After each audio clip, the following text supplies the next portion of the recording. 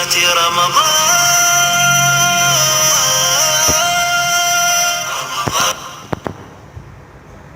عشان هذا عنه قبل الله بين درسي عن وحوي اذكر فضل اذكر شيئا من فضائل ليلة القدر.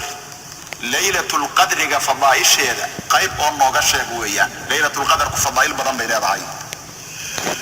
ليلة القدر هي فضل بدن بي لهداي.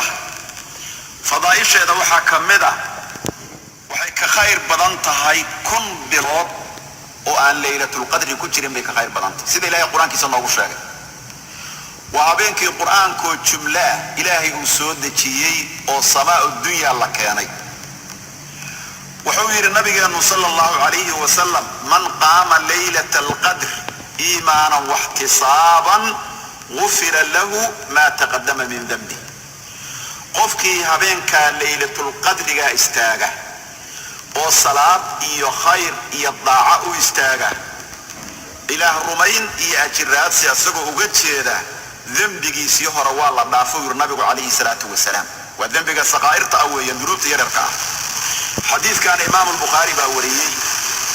ilaahay quraankiisa wuxuu nagu leeyahay bismillaahir rahmaanir rahiim inna anzalnaahu fi laylatil qadr وما أدراك ما ليلة القدر ليلة القدر خير من 1000 شهر بإله لي. وحيك خير بدنتا ليلة القدر كن برود بيكسي خير بدنتا كن برود بيكسي خير بدنتا سيديت اللي يسبح صنو يأفر برود مدلئك انتاس وان ليلة القدر كتشرين عمل كاد سميضه هل كهبين حضو إلهي قوافتيو أياك خير بدن الله نوافجيه. وحنو قد بين سؤاشا نوغو حكتا وسؤاشا التضرات اللي هي التضرات. لماذا سميت ليلة القدر ليلة القدر؟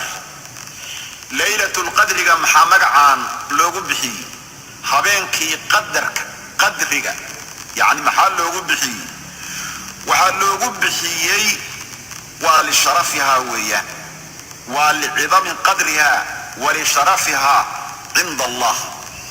waxay ku qiimo badan tahay عند الله habeen ku qiimo badan weeyaan. qadrigu waa sharaf. waxa la yiraahdaa fulaan li fulaan qadr عند الامير li fulaan qadr wa sharaf عند الامير. ninka hebel la yiraahdo qadri iyo sharaf baa uu sugnaatay amiirka agtiisa.